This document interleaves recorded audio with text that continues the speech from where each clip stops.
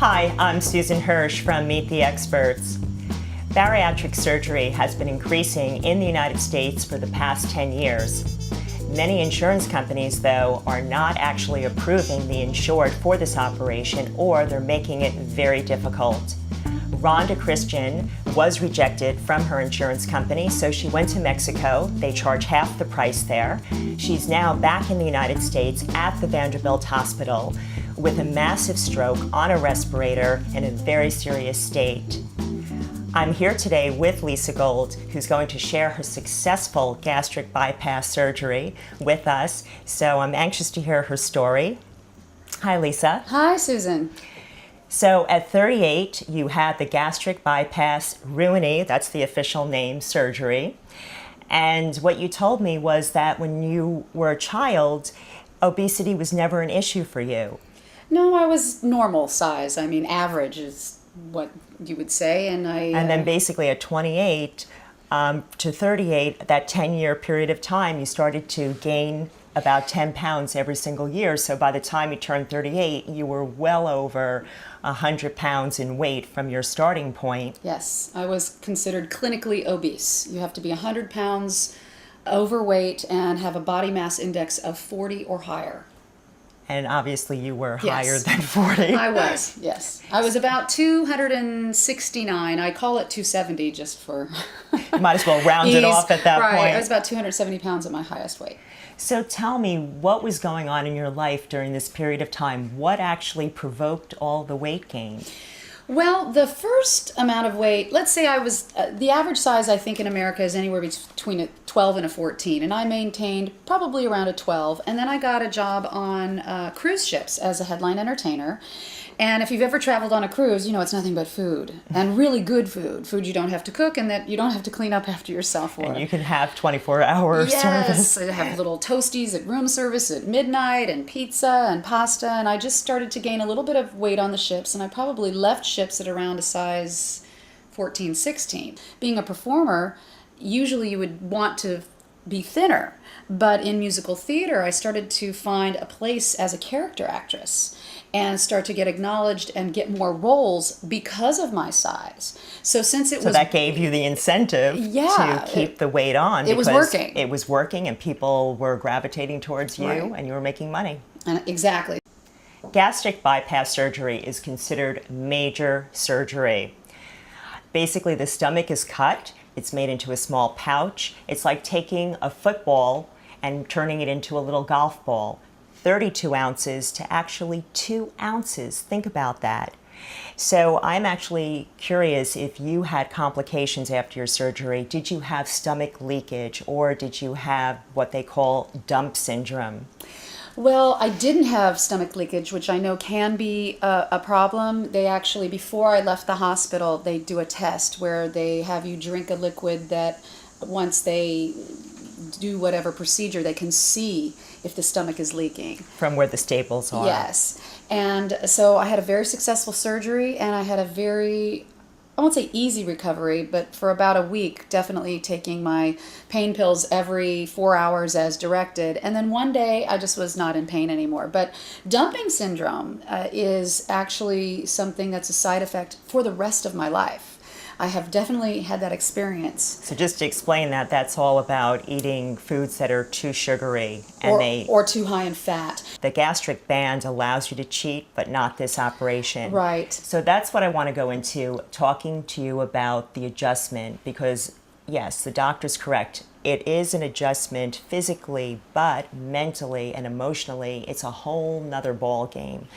So I'm curious, emotionally, how did you transition as you began to lose the weight? I mean, mentally, how did you transition through this? Well, I'll tell you, it was really tough in the beginning. I had the surgery in June, and my first Thanksgiving meal was, I wanted to cry. I did cry, because I just even had one little bite of each thing, and I still couldn't consume one bite of turkey and the green beans and even if you wanted to. Even if I wanted to, because at that point, just after the surgery, within the first 18 months to 2 years, your stomach, it'll send it back up if you eat too much quantity. And that happened a few times. Did you also find that people treated you differently as you lost the weight and they saw a new Lisa Gold? You know, Yes and no. The people that knew me before treated me the same because they know me, the person.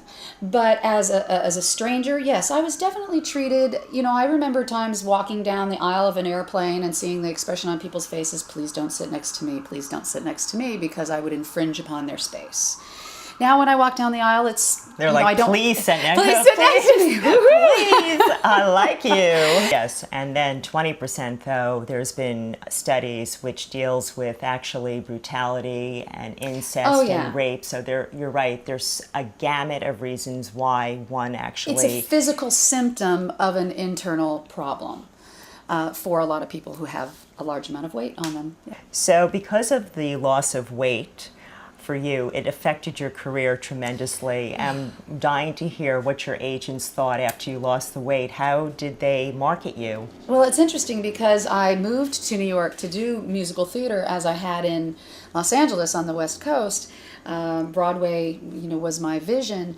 And like I said, as I turned to the business side running this acting studio, I had less and less time for musical theater, so I started to pursue commercials and print. And I became known as a big girl, as the person who did all the diet pill commercials, all the, the gas and indigestion pills. And when I lost the weight, my community of agents and the people I'd worked with had no idea what to do with me anymore. Because now I was just, another average-sized person. Right, you were competing in a much different category. Much larger market at this point. Correct. So now that 9 years has passed, when you go out to dinner at a restaurant, do you have restrictions? Do you let yourself have the bread and the butter and the dessert? Or do you say to yourself, I'm not going to eat this, and you start to weigh in your mind calories? Well, the first three considerations are first, number one, the amount of food, because I just can't consume the same amount I used to when I was larger. Like you said, a football to a golf ball. The golf ball has probably stretched out to, let's say a tennis ball, exactly. So I can have either an appetizer and just eat an appetizer, or I'll order a main meal with no appetizer, probably eat half or 3/4 of the main meal, and then I'll have a small, leftover little lunch doggy bag for your little 3 dogs that are here. I do eat bread, but I don't eat it first, because then it takes up all the room for the food that I really want to eat. So being an entrepreneur, you co-founded the very famous Actors Connection in New York City.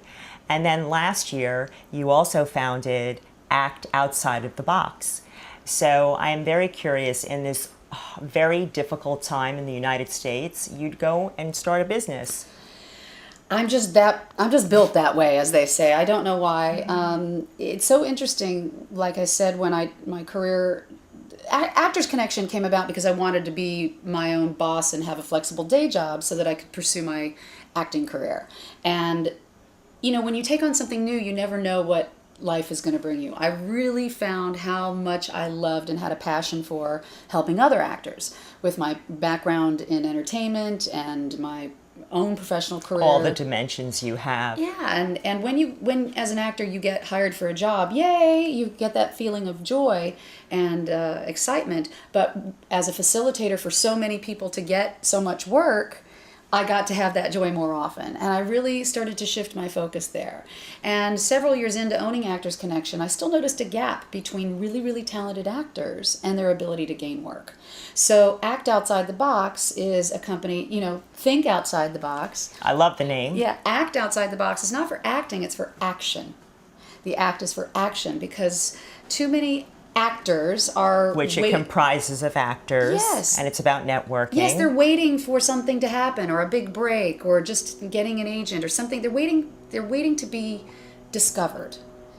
And we all intellectually know it's a lot of hard work, but it takes action. It takes marketing. It takes business skills. And that's what this company that I've founded in this economy is bringing forth. Well, I thank you so much. And I wish you the most success with Act Outside of the Box. Thank you so much. Until the next time, I'm Susan Hersh from Meet the Experts.